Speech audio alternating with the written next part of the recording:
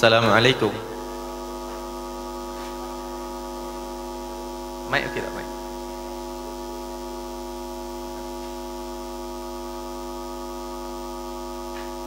Bismillah, alhamdulillah, wassalatu wassalam ala rasulillah wa alihi wa man wala.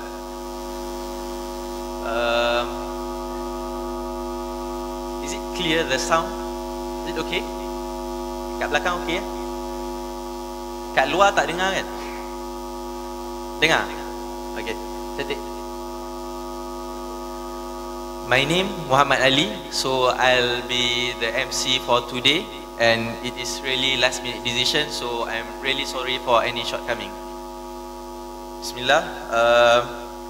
We hope that by attending this course, we will be among those people that Prophet Sallallahu Alaihi Wasallam mentioned in a narration that saying, whoever seek a path to seek, go through a path to seek knowledge, Allah will ease the path to Jannah. So we hope we are among those group. Allahumma arinal haqqa haqqan warzuqna ittiba'ah wa arinal batila batilan warzuqna ijtinabah. We ask Allah to show us the truth as the truth and guide us to follow that path, and show us the falsehood as the falsehood, and grant us the ability to leave those things. Before we start this event, I would like to get a quick number ataupun who before this never attend any of IDT course. 1, 2, 3. Okay, nearly half. And who among us never attend or never listen to lecture by Brother Nuruddin? Brother Lim? Okay. So insyaAllah, okay, we are welcoming Brother Nuruddin. Before that, what is IDT? IDT actually is an organization focused on dakwah to new Muslims, non-Muslim, and even recently we engage in some deeper study in Islamic causes.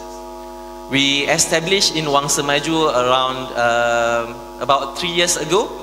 Before that, we were in Masjid Bukit Indah. So from time to time, when we have a short break, maybe we will introduce more on IDT's program. I believe no one of us come here to listen to what MC going to talk. So just as a Malaysian, we start our program with short pantun. Melati kuntum tumbuh melata, saya merbah di pohon cemara. Assalamualaikum kata saya sembah pembuka bicara. By that, I welcome Brother Nuruddin Lemo to start the session. Brother Nuru.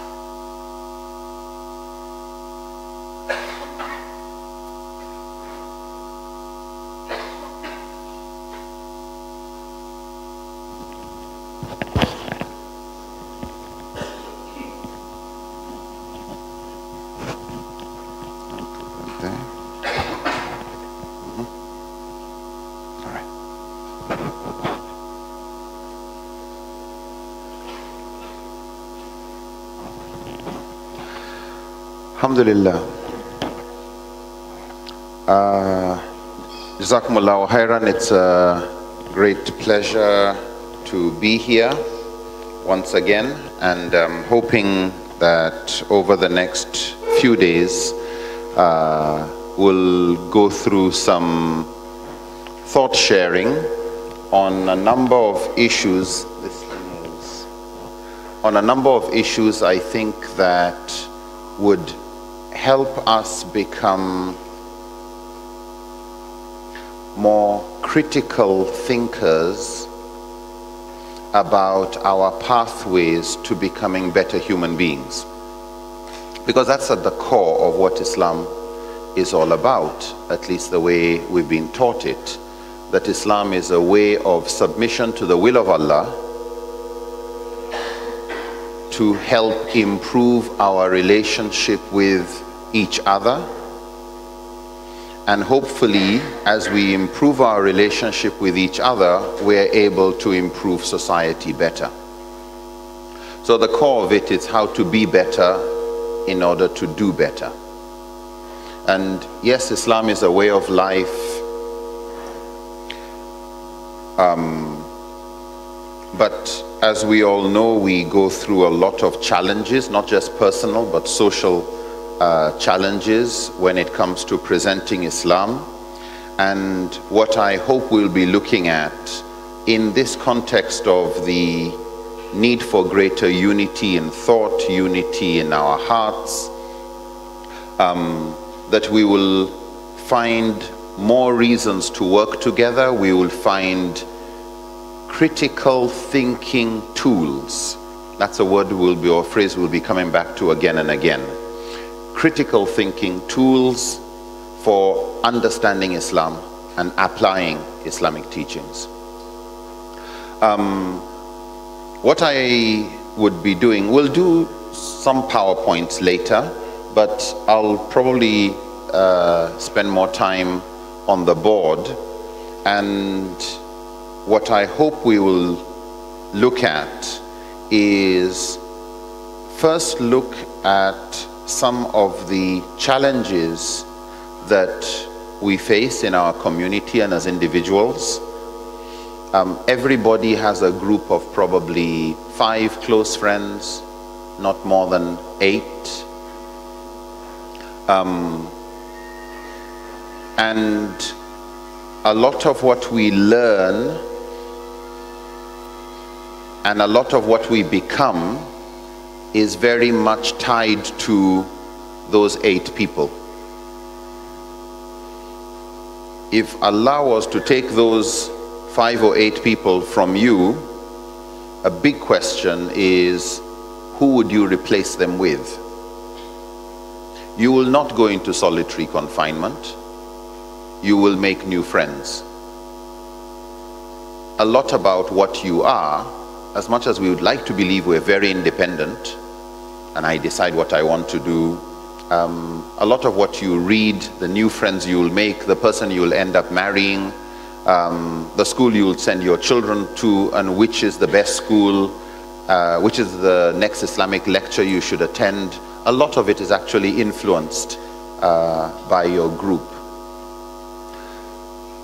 So we will, inshallah, be finding ways of cutting through some of the limitations that our intellectual ghettos place upon us.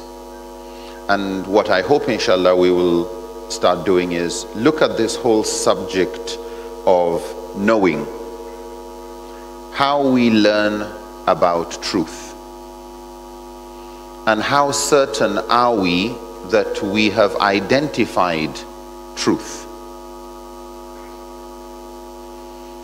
The tendency for us is to believe that what we know is right, and once you believe you are right, you tend not to want to cross-check that information because you've ticked it as right, so we carry on.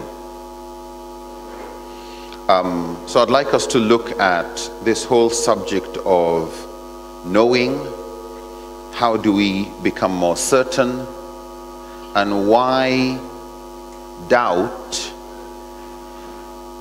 is so critical to our growth. Abu Hamid al-Ghazali described doubt as a step in the growth in faith. Doubt is useful. Some people are shaken by doubt. When they have doubts, it's like even their iman is in question. But we will look at doubt as something that is essential for curiosity. If I asked you a question, what is 1 plus 2 plus 3 plus 4? Anybody? What is 1 plus 2 plus 3 plus 4? Answer? 10?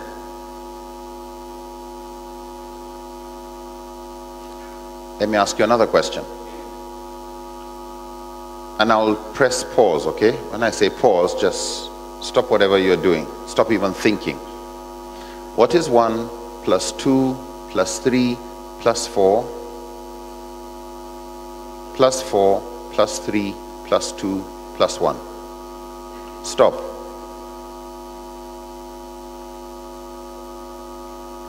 So long as you have not found an answer, what are you doing? You're still calculating.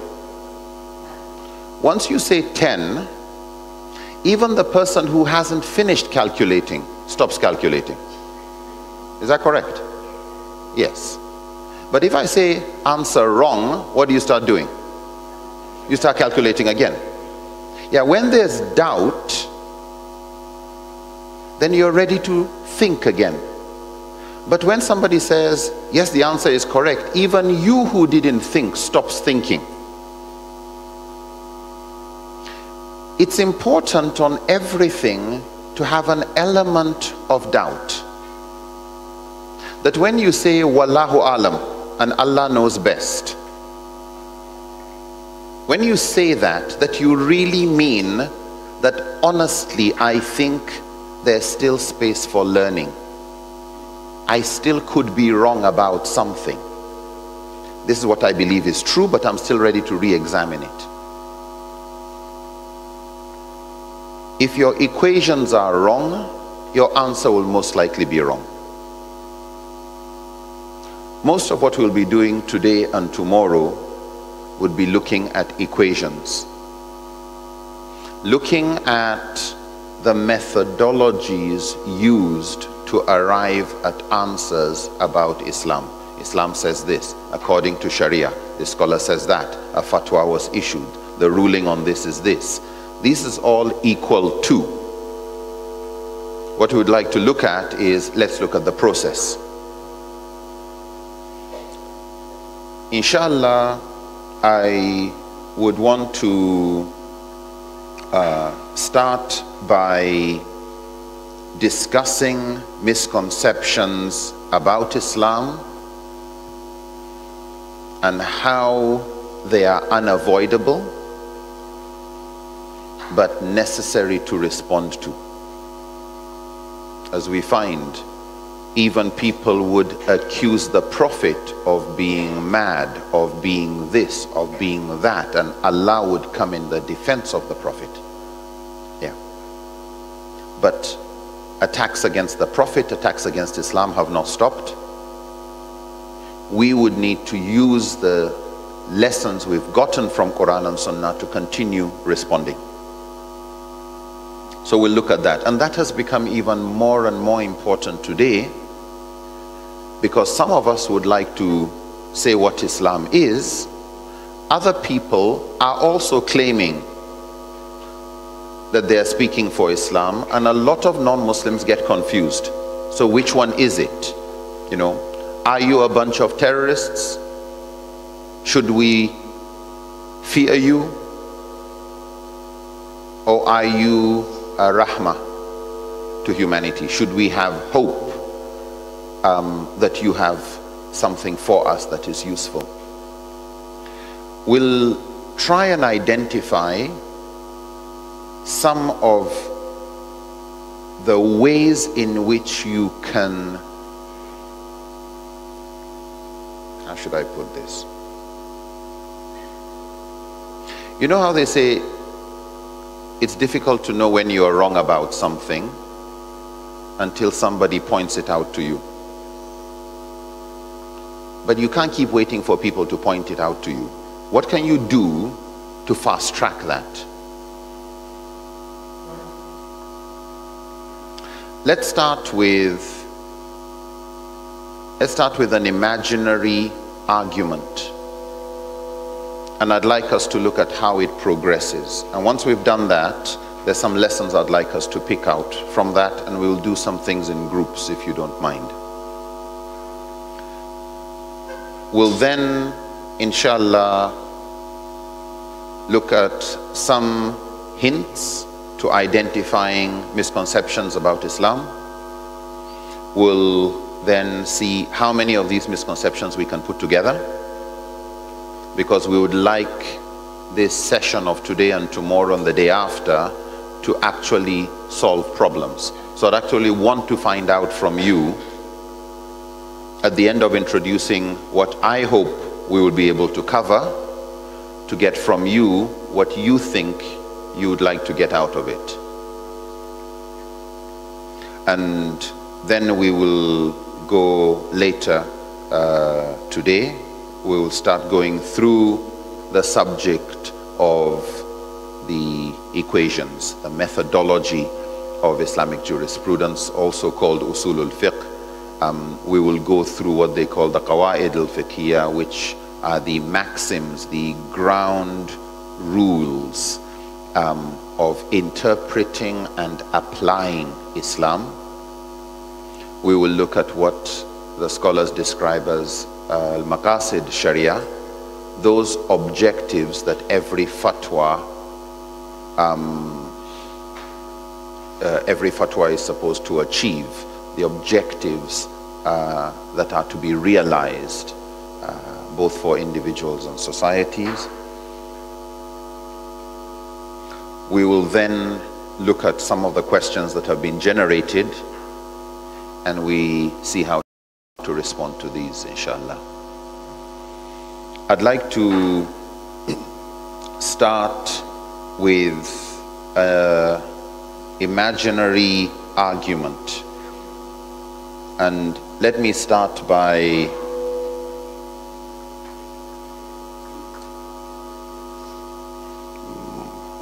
go with this one. Let's say this is 0 minutes, and you will have an argument with somebody that will end in 5 minutes.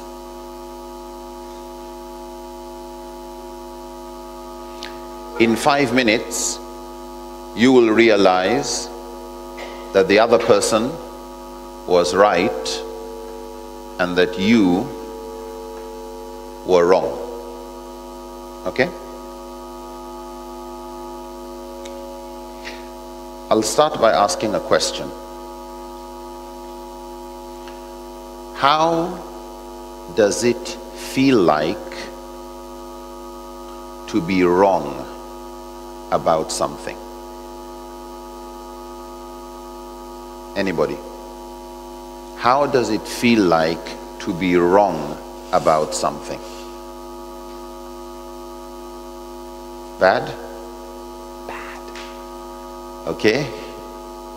Anything else? Ashamed? Brothers? Or it doesn't affect us? Sad? Good? Lost? Frustrated? These all sound negative. Okay? Yeah, no, it's very true. It's embarrassing. Somebody said, okay, there's a positive side. Some would look at it as an opportunity. Okay? How many teachers feel that when you are wrong in front of your students, oh, opportunity?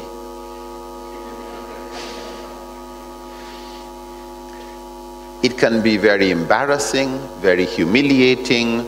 Yes, there's an opportunity. You will find ways of making sure that doesn't happen again. How you do that, of course, we'll look into. But probably feeling bad is an answer to a different question.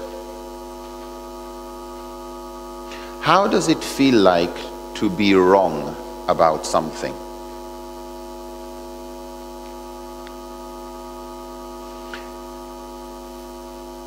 Maybe it's mathematics, maybe it's about Islam.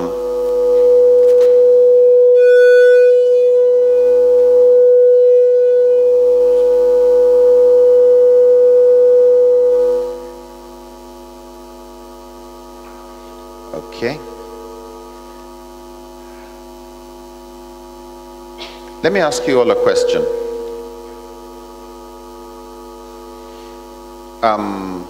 Do non-Muslims have misconceptions about Islam? Yes. Many? Many. Do Muslims have misconceptions about Islam? Many? Do you have misconceptions about Islam? You sound not. Muslims have misconceptions about Islam. Good.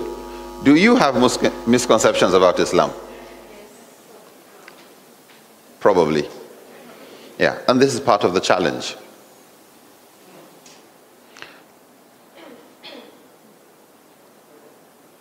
Many misconceptions we have, we're not aware of.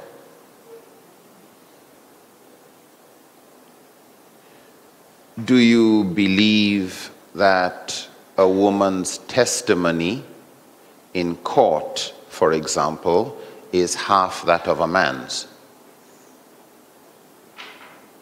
And that's a teaching of Islam. How many believe that or know that? Yes. Nothing embarrassing about it. Okay? Yeah. That the general rule, a woman's inheritance is half that of a man's. How many believe that? Yes. Okay. Somebody is shaking her head that it's probably not as simple as that. And we'll look at that. Is it possible that you are wrong?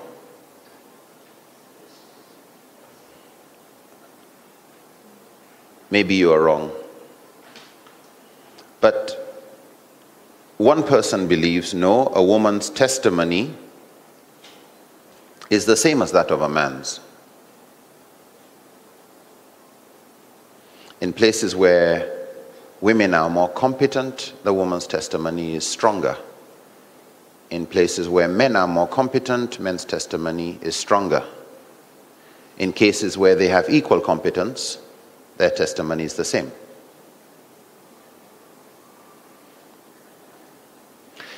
In a case of inheritance, a man dies, leaving his father alive. And he dies leaving 2 daughters or 1 daughter. The daughter inherits more than her father inherits, than her grandfather inherits from her father. This is a girl inheriting more than a man. And if there are 2 daughters, they both inherit 1/3 each. 2/3. These 2 girls inherit 2/3 of the whole estate, more than anybody else, more than any other individual, and more than everybody else put together. So where did we come with some formula that summarizes it all as a woman inherits half that of a man? You'd have to ask, which woman? Who else is alive?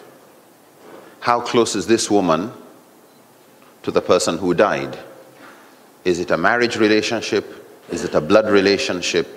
Does she have a brother? In other words, it's not a simple answer. It all depends. You have to be very case specific.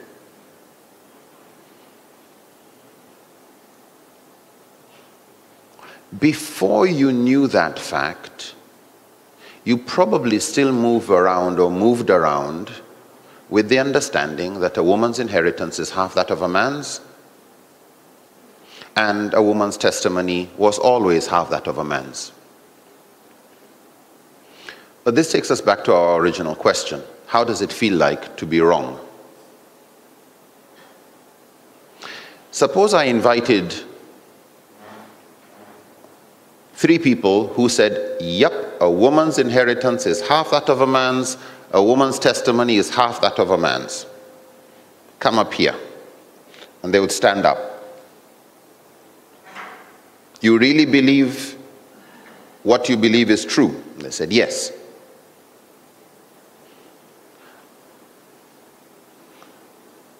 How are they right? No. But how does it feel like? Are they wrong? Say, yes, they were wrong on some of these points, but how does it feel like to be wrong?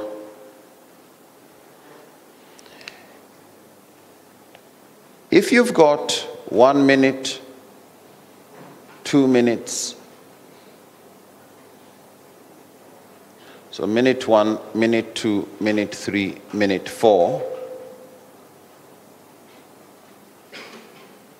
when you ask a question here, we have not yet reached an agreement. We're still arguing. It is when I realize that you are right and I am wrong that I feel embarrassed. Is it correct? So here is when all the negative feelings come. How does it feel like to be, when I'm still, after 1 minute of arguing, remember, after 5 minutes I realize I am wrong. After 5 minutes. After 1 minute, I believe I'm right. The other person believes he is right. So we're still arguing. And we argue for 2nd minute, 3rd minute, 4th minute. And at the 5th minute, that is when I say, aha, I get you. Oh man, you're right, I'm wrong. After 5 minutes. How do I feel like here? Am I right or wrong? Am I right? Or I feel I'm right?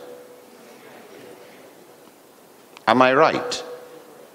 I only feel right. But in reality, am I right? No, I'm wrong. I just haven't realized it yet. I will realize it after 5 minutes. But how does it feel like? Am I right here or am I wrong? I'm wrong. But how does it feel like? It feels like right. That's why I'm still arguing. Are we together on this? So after 1 minute, I am wrong, but I feel I'm right.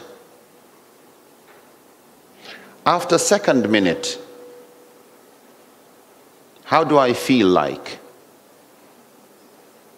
The same. That's why I'm still arguing. I feel I'm right, but in reality, I'm actually wrong. I feel I'm right, but I'm wrong. I feel I'm right, but I'm wrong. It is here that I stop feeling I'm right, because now I know I'm wrong, and I start feeling embarrassed. I start feeling ashamed. This is where all the negative feelings come. What does this tell us? Being wrong feels the same as being right. You can't know you are wrong by just how you feel. That's terrible. Because what that means is, if you've got some natural lawyer skills, if you're good at arguing, this may not be minutes, this may be hours. This may be hours. It may be days before you realize you are wrong. It may be years.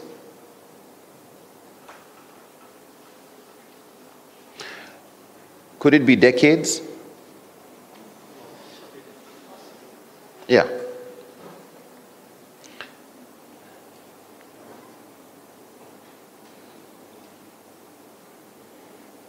Could this be a lifetime? And you pass on rubbish that you got from your parents because they didn't stop to think whether it made sense or not, whether it was really useful or not. They got it from their parents. We call it culture. Okay? Harmful practices, harmful beliefs we have about non-Muslims, about men, about villagers, about a particular ethnic group, about a particular social class, about women. We carry sometimes this rubbish in our heads and believe we are right. And because we're ready to just keep arguing, we're so certain that we're right, we're not really ready to accommodate the possibility that we could be wrong just because we feel right. So we defend our jahiliyyah. We defend our ignorance with good arguments and don't sincerely go and sit in a corner and ask ourselves, are we really being true to ourselves?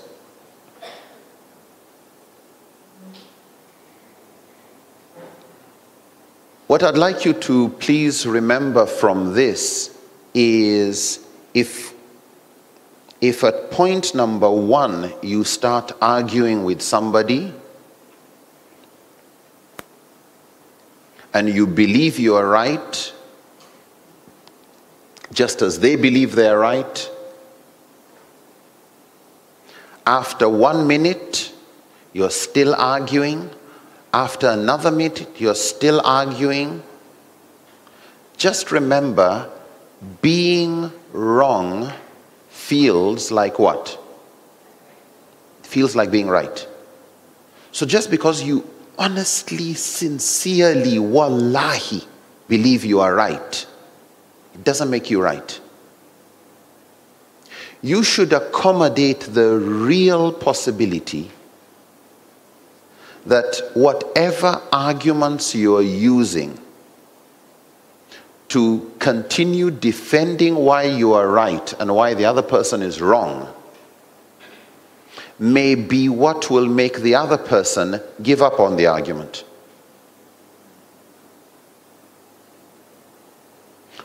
You know, I'm not going to argue with you. It's okay. And you go feeling, yeah, good, you know. When will you have this argument again with somebody? 1 month later? A year later? And that's when you realize, oh, now I get you. Yeah, 1 year later. After you've been doing all your da'wah, selling that rubbish to people, because you honestly believed you are right. But you spread misconceptions and have no sense of guilt that you're doing anything wrong, just because you haven't got enough curiosity to look for where you might be wrong. Would you like to live with somebody who always realizes, yep, I see where I was wrong? Or would you like to live with somebody who, nope, you're wrong? Who do you prefer, number 1 or number 2? Number 1. Would you prefer somebody who realizes they are wrong 5 minutes later or 5 hours later? 5 minutes. Would 5 seconds be useful? Yeah, it would have helped, right? Who do you think is learning faster? The one who realizes his mistakes in 5 minutes or the one who realizes his mistakes in 5 hours? 5 minutes. Because that's quickly, oh, okay, this is not right, this is like rubbish, and garbage out, bring something useful. But if you keep protecting your ego, you keep getting angry the moment your wife tells you you've made a mistake, and you quickly go to explain and defend your position. Your parent is trying to correct you. You quickly go to defend why you are right. How will you grow? How will you grow? So, critical to our growth as Muslims and our sincerity is the recognition that as certain as I may be, there is the possibility that I'm wrong. And as I'm certain somebody else is wrong, there's the possibility they are right.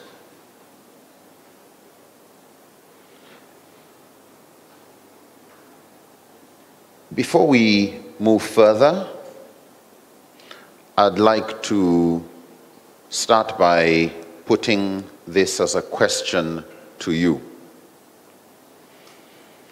Have you found what we've been discussing in the last 10-15 minutes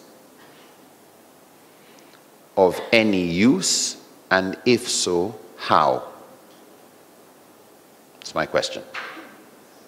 Anybody? How?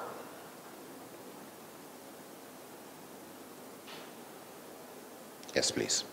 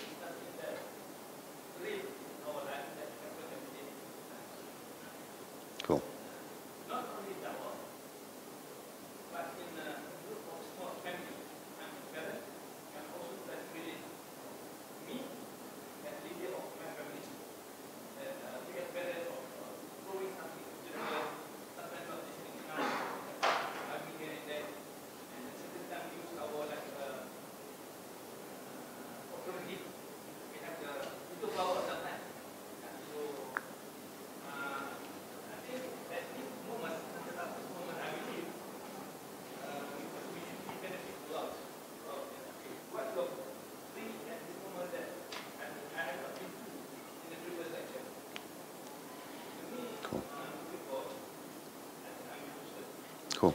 This is an important point, how we use our veto power.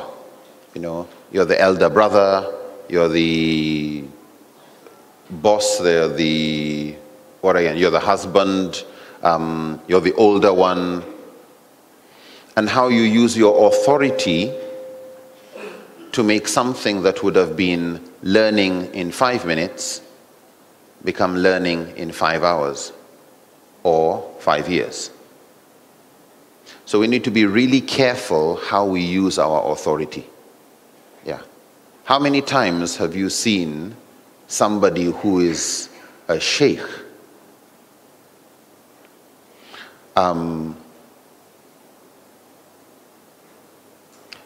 just about 2 weeks ago, we had a course similar to this one in Nigeria at a university, and we had invited, or the university had invited, lecturers of Islamic law and Islamic studies from surrounding universities and tertiary institutions in the region of the country.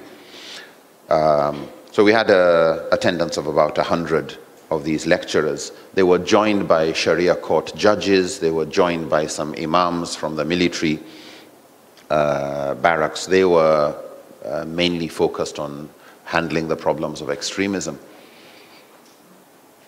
What was interesting was how when we came to group discussions and you started discussing misconceptions, someone tells you, I'm a lecturer of Islamic law, but it never occurred to me that what a student was telling me some years ago, the student was right, I was wrong. But because I felt embarrassed, and I honestly believe I was right, I just shut him down. Yeah. Ego, authority, anger is very often used to just keep you back. Things you should have learned 20 years ago, you will learn today. Why? Because of the kind of person you have been. And it's with all of us. You know, with all of us. Thank you very much, brother. So just to be very conscious about this issue of your ability to shut people down and to just carry on with the idea that I am right, you're wrong, and you're not ready to allow a crack in the possibility that you may be wrong. And you to open it for yourself. Like, let me actually see. Let me get actually more curious. You say I'm wrong, yeah. How? Just let me understand. Not, wait a minute. If there's a difference between you and me, then the problem is you. You're ignorant, I'm knowledgeable. That's how it starts. And what's the solution to our problem? It is for me to download my awesome knowledge into your head and it'll sort you out. Don't we say that? Yeah, the problem of the ummah is ignorance. Yeah, if they all had what's in my head, we wouldn't have these problems. Is that not what people think? Yeah. And when you're arguing with somebody and you try to explain and they don't understand and you assume therefore it's ignorance, you keep churning out more information, more facts, and you find they're still not listening. So, man, this person is very stubborn. After a while, it's not just you're ignorant. No, you're a bit dumb. That must be the problem. You know? And you find people, they start to eye roll. You know, again, I'm going to have to spend time. Okay, this person is not getting it. Okay, let me break it down more simply for your own IQ level. Is that not what we do? Yeah. So, number one, we take it's an ignorance problem. After we've tried and it hasn't worked, we treat it as an intelligence problem. So we'll try and break it down. After a while, when I realize you still are holding your position, so you're not ignorant, you're not stupid, you're Salafi. That's the problem. Yeah, you're with that political party. That's the problem. You are a fan of Man United or Arsenal. That's why you keep defending them. You're a Christian. Even Quran says kafir will enter hell, you know. So you won't change. Why? It's because you have communist ideology in your head. So when ignorance won't work, I'll say you're stupid, you're not intelligent. When it's clear you're not ignorant and you're not stupid, then I'll have to give you an ulterior motive. I'll have to find a box to put you in. It's because you're already loyal to this group. That's why you are thinking this way.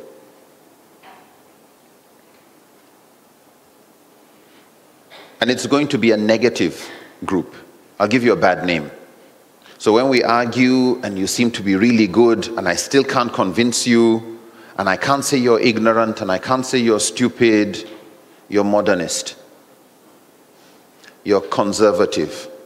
We'll find a nice bad name and that's supposed to solve the problem. Oh, no wonder he doesn't agree with me, you know. You're really just saying this person belongs to some evil category. that you are yourself not really interested in truth. That's why you're holding on to your position.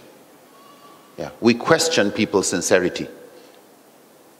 We start to say things like hypocrisy. No, he knows the truth. He just doesn't want to follow. It's because he's already loyal to something other than Allah.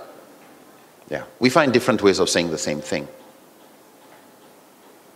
The last thing we will ever do is to take it, maybe I'm ignorant, maybe I'm stupid, maybe I'm too loyal to my group. And sometimes it is after years, growth, maturity, 5 years later, 10 years later, and then you realize, wow. But the question is, if on this issue you had to wait 10 years, what else have you waited 10 years for? Yeah, what else? How slow have you been in growing on so many other aspects of your life? If on Islam you're not growing, where are you growing? So I'd like us, as we move into any aspect of life, to please remember this issue, that when you listen to anybody you're arguing with, please get more curious than them. Yeah. Try and see where you could be wrong. However right you are, sometimes the belief in being right is what is wrong. Yeah. That it is actually sometimes wrong to believe you are right. It may be better to say, I believe I'm right, with the possibility that I could be wrong. Like, have a crack somewhere. Yeah. Have a readiness.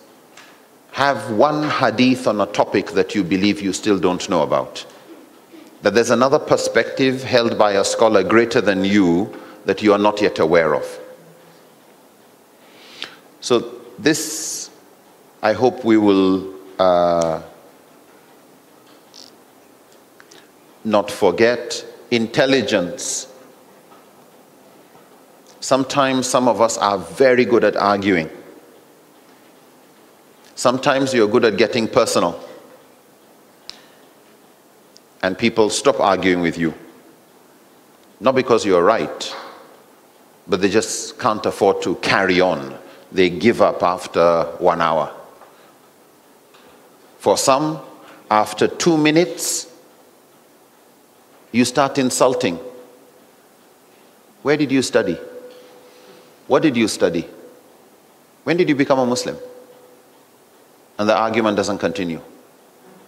Yeah. You never reach there.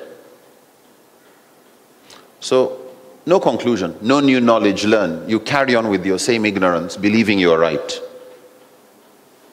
And when you develop some of these aggressive, abrasive ways of da'wah, ways of sharing information about Islam, every time you start feeling the embarrassment is getting closer, you find more aggressive things to put here that prolongs your learning. So at the heart of Islam is honestly sincerity, that it is Allah you are submitting to, not to your ego.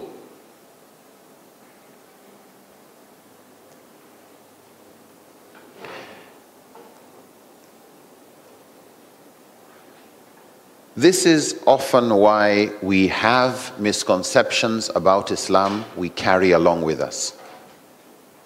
We say we want to solve the problems of the world, and we go and spread things that have nothing to do with Islam just because we're not ready to learn. The sooner we are ready to learn, the sooner we correct misconceptions, the sooner we're sharing better quality information. No amount of da'wah will be 100% pure. No scholar speaks 100% purity. Why? Because every scholar is still growing. Everyone is still growing. You come across people who you can call scholars when they get to 60 years, 70 years old. You've all come across somebody called Imam al-Nawawi.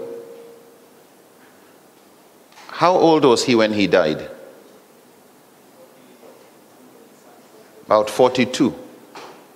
That's young. That's young.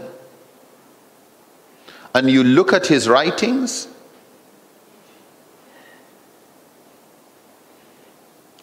some people within 40, 42 years have learnt more and shared more than 1,000 other people would have learnt and shared if you gave those 1,000 people each lifetimes of 100 years each.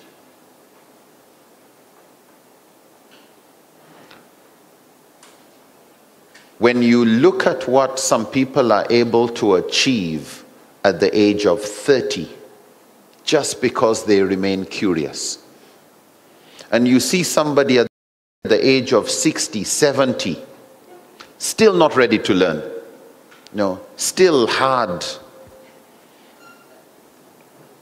3 minutes into an argument, you start regretting, you start fearing it's going to break the relationship.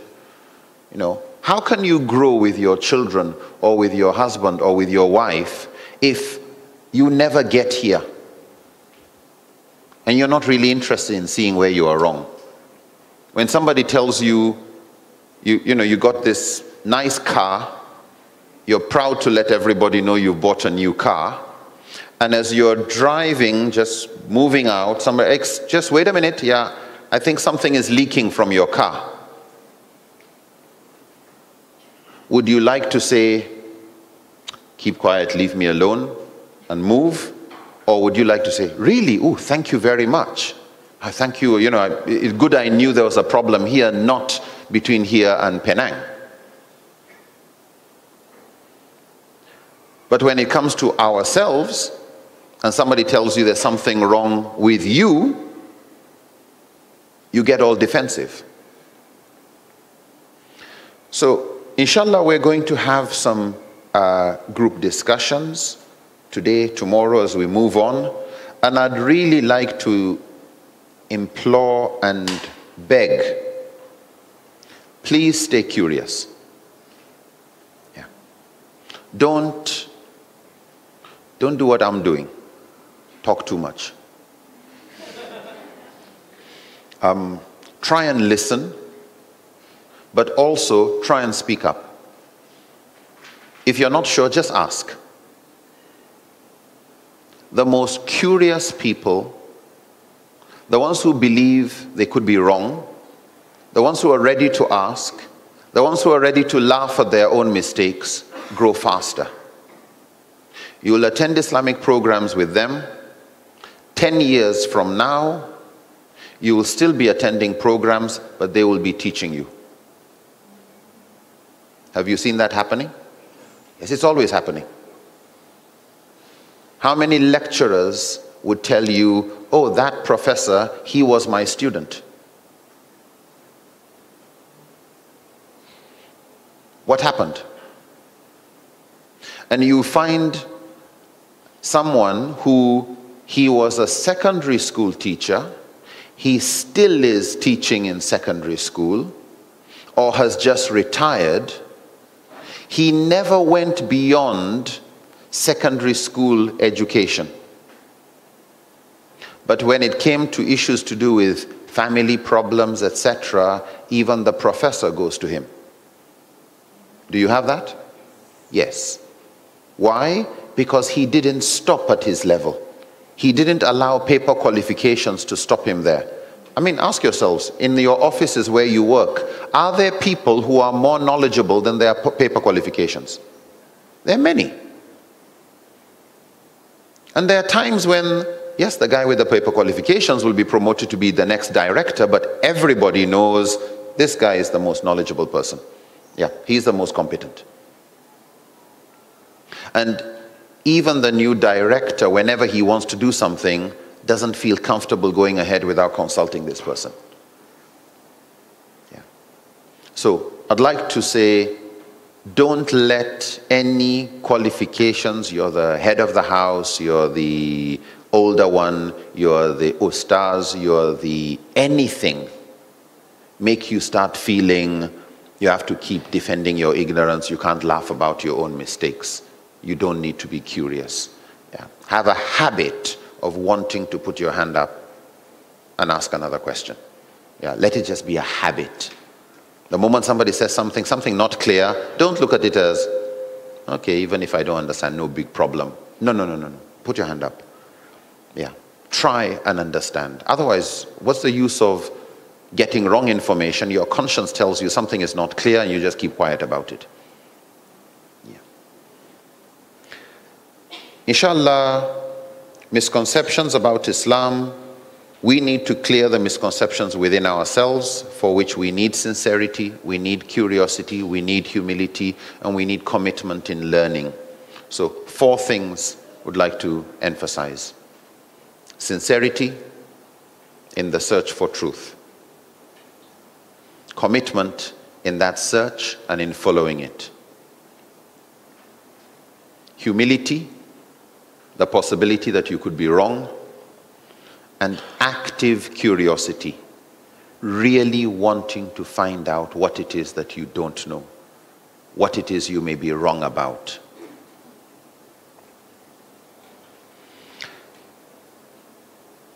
Ibn Qayyim al-Jawziyah, he was a great student of Ibn Taymiyyah. He made a statement. He said,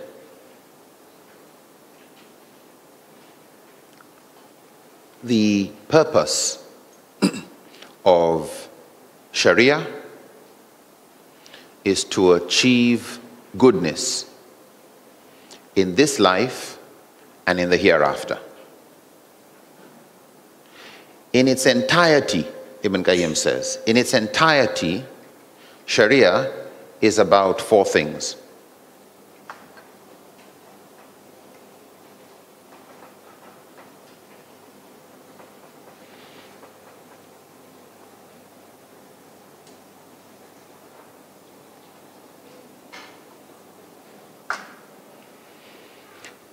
In its entirety, Sharia is about 4 things. Can anybody help us? Has anybody come across that quote? Wisdom.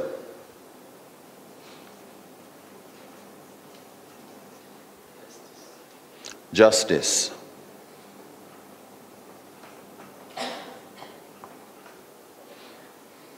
Sorry? Common good.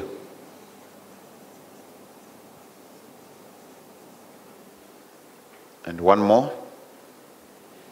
Compassion. Or mercy.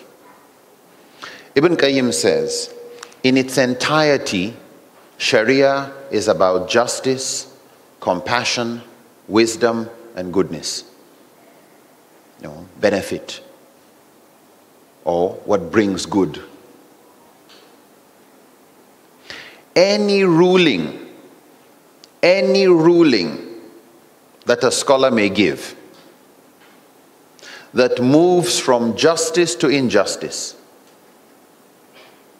from mercy or compassion to its opposite, cruelty, from wisdom to folly, from goodness to evil or mischief. Any ruling that moves from these 4 to their opposite is a ruling that does not belong to the Sharia. Even if it is claimed to have been arrived at by some interpretation of the text or some analogy. In other words, Ibn Qayyim is saying, Any ruling, because the Quran and Sunnah are so clear on the need for justice, the need for compassion, the need for wisdom, the need for goodness. Since those are clear objectives of Sharia, any ruling that somebody claims is a ruling of Sharia, but it contradicts these four, cannot belong to Sharia. Even if the person is claiming it is from their interpretation of the text. You can't interpret the text of the Quran to end up with a ruling that is contrary to the objectives of the text of the Quran. Are we together? Why is this important?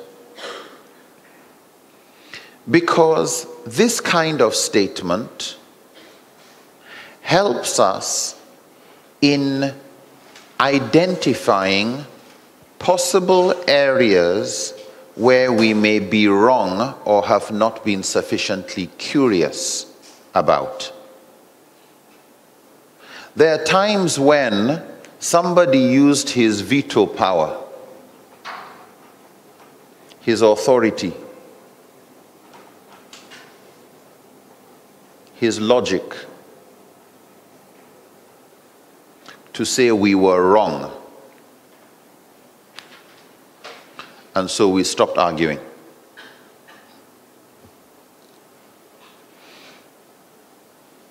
How many of us have been in an argument where on the level of logic and argument the other person won, but he didn't convince you? Have you seen that before? Yes. Okay. Even your conscience is not comfortable, but all right, you know how to quote, you know Arabic, you quote this scholar, that scholar, so I can no more argue with you. But in my heart, I'm not convinced. Have you come across that? Yes. Those are the kind of issues I want us to address. Those positions you've held that in your heart you feel this is not fair, it's not just, it has nothing to do with rahmah. The Prophet ﷺ was sent as a rahmah lil alameen. Allah is Rahman ar-Rahim. But this fatwa has nothing to do with rahmah. It has nothing to do with justice. But it has been so well defended by people that maybe they are right and I am wrong. And sometimes there's that feeling that if I come out to want to argue, they will tell me I'm ignorant. If I keep arguing, they will tell you, what's the second? Yeah. When after ignorance, when somebody tells you you're wrong because you're ignorant, they start to educate you. After that, then they tell you what? Yeah, you're stupid. So I don't want to become stupid, like everybody gets it except me, I'm the one still putting my hand up. But if you keep arguing, then people actually start getting angry with you. You know, is your iman not strong? What's wrong with you? You're being influenced by Christians. You're getting this, you're getting that. And I don't want anybody to judge me, so I'm not sure about that. But you know what? Yeah. Somebody says, I'm not really convinced that the Quran is the word of God. I'm not convinced that there's actually God. You know, like why Islam? Why did God create all these different religions and allow them? Would put non-Muslims all into hell? All of them? They're the majority. Sound as if Shaitan won.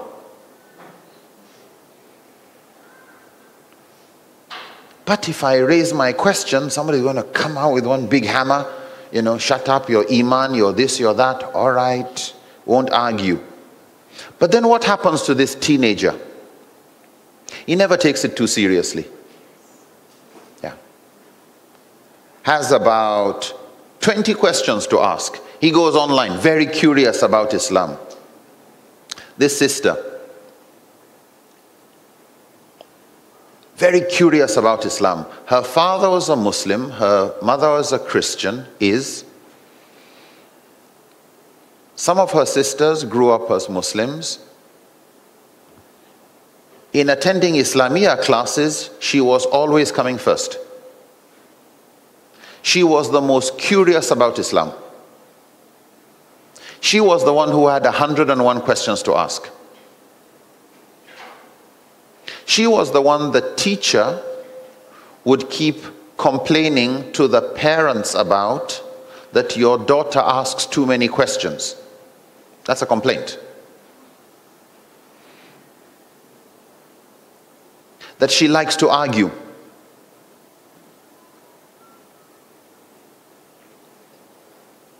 And if you met with the sisters, they would tell you nobody read more about religion than she did. She's now a Christian. This girl is now a Christian. Why?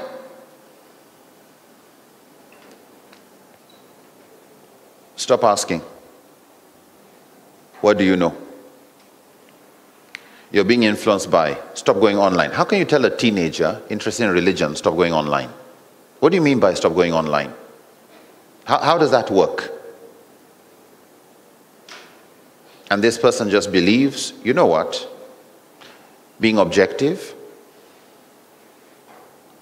if these people don't have the answers and they keep just shutting you down, you go to where you will get answers.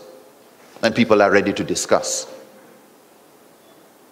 So she honestly, sincerely believes Islam is wrong and Christianity is right.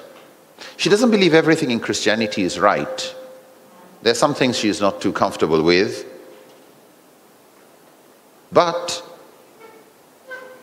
at least she has more answers there than she gets from Muslims. This was from a discussion we were having last week with one of her sisters who wants to know what to do. How many people do you know who belong to that category? Anybody knows people like that? Let me see some hands. How many of you know people who, because they didn't get answers, they are actually not taking Islam seriously anymore? Anybody? Yes. And they are very, very intelligent people who, just because of how we handle them, leave Islam. Sometimes they don't leave the religion, they just stop being active.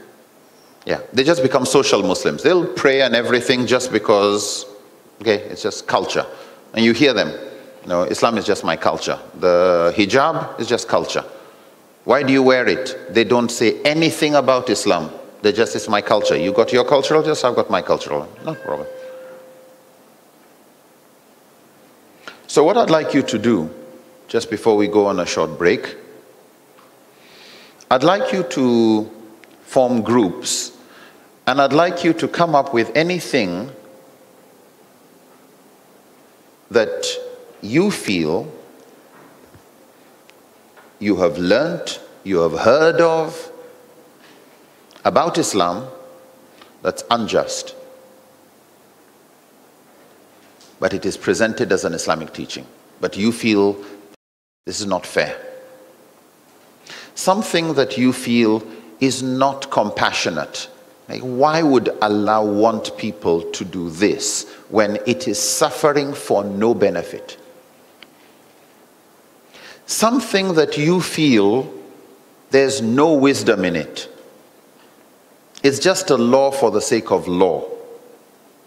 It's not law for our benefit. It's just there as if we should just submit to it. It's like a traffic light at 3 a.m. telling you to stop for 3 minutes.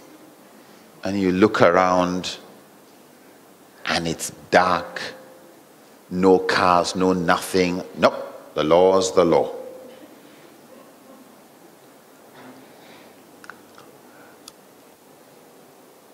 I would add to this, so anything in Islam that you feel is unjust, unfair, cruel, silly, outdated. Maybe it was good before, but,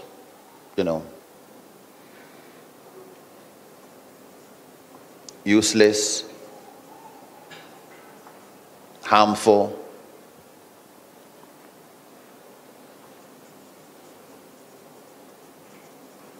embarrassing.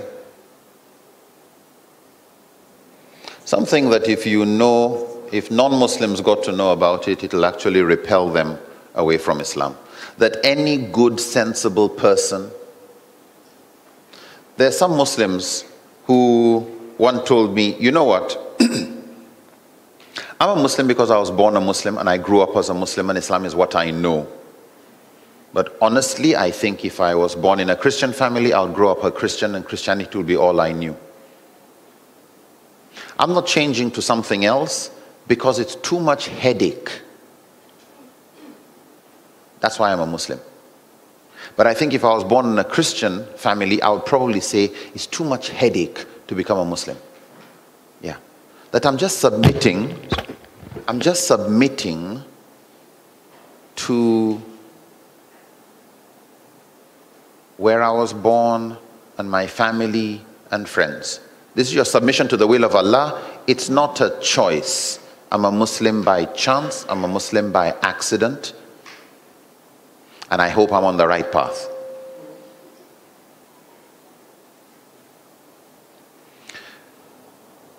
What we would like to do is identify those things that we may be wrong about, but which we believe are right.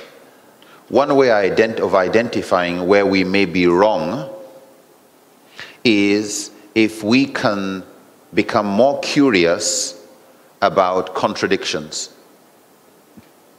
More curious about contradictions. Contradictions in yourself. You know Islam stands for justice, but inside you is a belief in something that you know, but this is not just, but I still believe it. It's not just. Islam stands for justice, but this is an Islamic teaching, and it's not just. That's a contradiction. The moment you sense there's a contradiction, you should get more serious. When somebody says, what is 1 plus 2 plus 3 plus 4, and it's not 10, you will get more curious. Yeah. You start getting your pen out. Wait a minute, let's see, do it. The moment you get that kind of contradiction, please start digging. Yeah. Just look for, how do you resolve it? Where could you be wrong? Did you misunderstand the Quran? Was it a weak or fabricated hadith that was just repeated and you thought it was right? Or really, you have a knowledge problem? Isn't that possible? Yes. Maybe you are ignorant about some things. Maybe you have not thought about it from a perspective that would help you appreciate the wisdom behind the teaching. Maybe it is your problem. But if you know you are sincerely searching for the truth, please try not to live with too many contradictions unresolved. Otherwise, if you start having all this in your head, unfair, unjust, cruel, silly, outdated Islam, harmful Islam, embarrassing Islam, repellent Islam, and Islam can be all of this and it's all inside you, what kind of da'wah are you going to do? What beauty will you share with people? So, big assignment. For the next 15 minutes, I'd like you to form groups of about 5. I'll give you numbers. We will rearrange ourselves in the room. I'll give you numbers. And what I'd like you to do is get one person in the group who will write down as many issues that you've come across, issues about Islam that have been taught to you, or you've heard others teaching, but which you believe this is unfair, it's unjust, it is cruel, it is outdated, it is silly, it is harmful, it is useless, etc. We'd like to find as many of those as possible. What we'll then do, inshallah, we'll collate those, look at the most commonly raised ones, and start answering those, inshallah, tomorrow. Are we okay with that? Fine. So, if we could have 1, 2, 3, 4, 5. So if you could just turn your chairs, face each other, get one person to do the writing. Are we okay? So 1, 2, 3, 4, 5. Do I leave the rest? Self-organizing? All right. So one group here, one group there, one group here, one group there, one group here. Please carry on. Sisters, if we could get the same thing here. 5 per group, maximum 6. Maximum 6, please.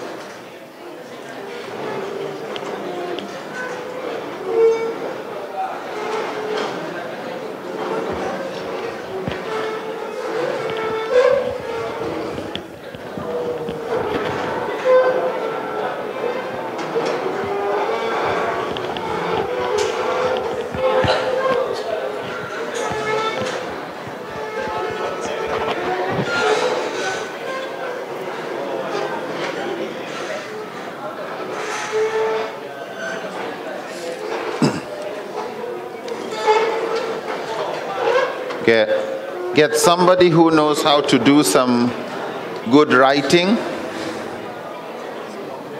Do we need paper? No, we're okay.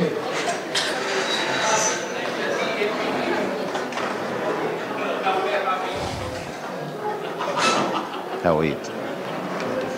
Barakallah. Assalamu alaikum. Assalamu alaikum. Alhamdulillah. Assalamu alaikum. Alhamdulillah. Good.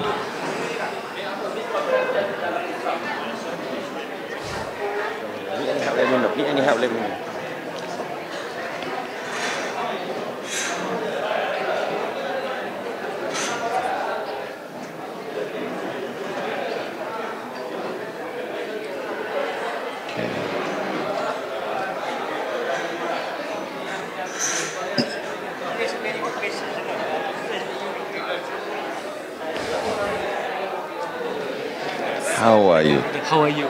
Glad to see you again. It's always great to meet you. Alhamdulillah, we'll catch up.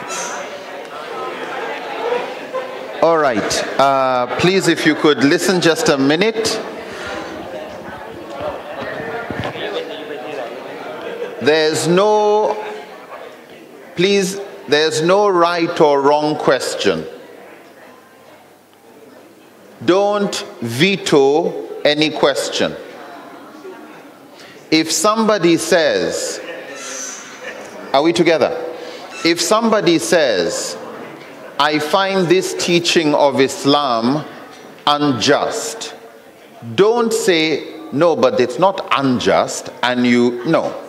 If this person feels, this teaching of Islam I think is outdated, or somebody said that, and I think a non-Muslim would not be happy, would not be attracted to Islam if they got to learn that Muslims also teach this. Don't respond to the issue. Just write the issues. Okay? So,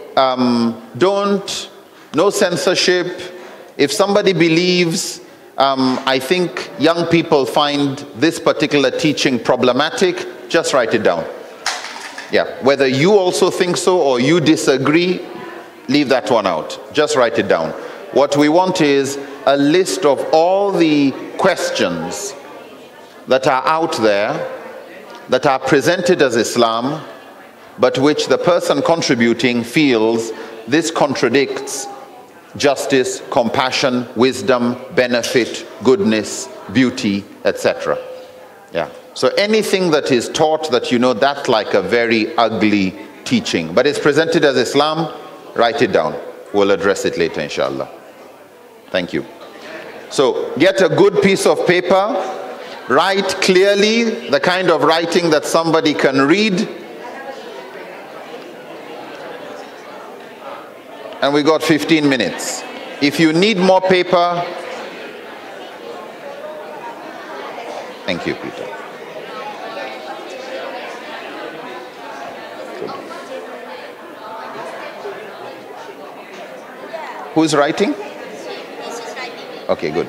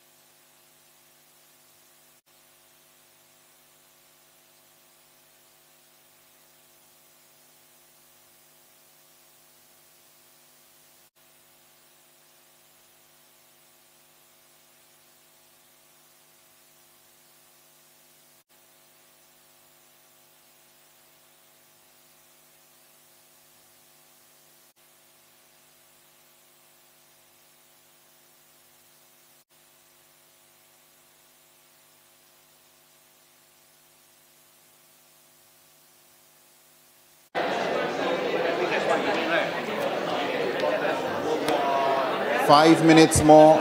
5 minutes more. 5 minutes more.